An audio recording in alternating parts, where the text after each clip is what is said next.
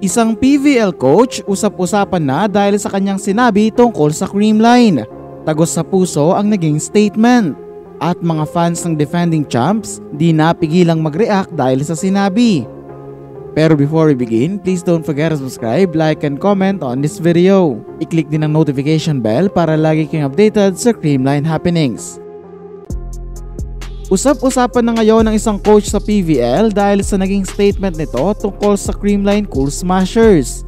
Nangyari ito sa recent game ng Girls in Pink versus the Galleries Tower High Risers. Sa laban kasing ito ay halos perfect volleyball ang nilaro nila, kaya naman walang kahirap-hirap nilang nasungkit ang panalo. Struggling pa rin nga ang Galleries with 0-4 win-loss record at naging malaking challenge para sa kanila ang recent game versus the defending champs.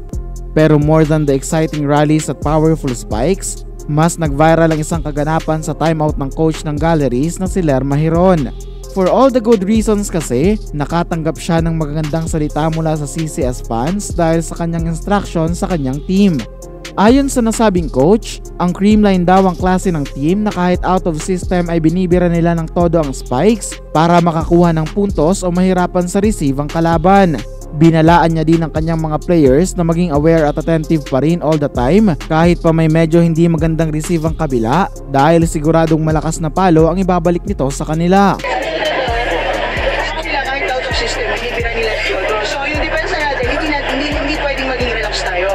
Kahit malayo yan sa net, alam natin kung paano yung team na yan. Kailangan dumipensa at mag-block pa rin tayo. Dalawa na sila doon, lumusot pa rin. So kung lumusot na niya sa block, dapat naka-ready. Matapos ang timeout, nag-agree naman ang commentators at sinabing hindi dapat maging relax ang depensa ng Galleries, lalo na at defending champs ang kaharap nila.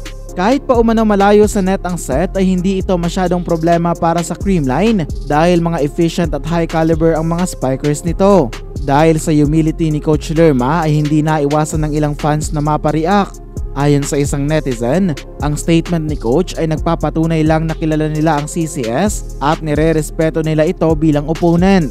Nag-agree naman ang iba at sinabing kahit pangit daw ang set ay nagagawa ng paraan ng Creamline Spikers at hindi nila hinahayaang maging chance ball.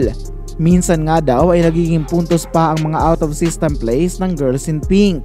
Komento naman ng isa pa, ito raw siguro mismo ang dahilan kung bakit very lethal ang Cool Smashers. Kahit daw hindi maganda ang gising ay kaya pa rin nilang makakuha ng panalo.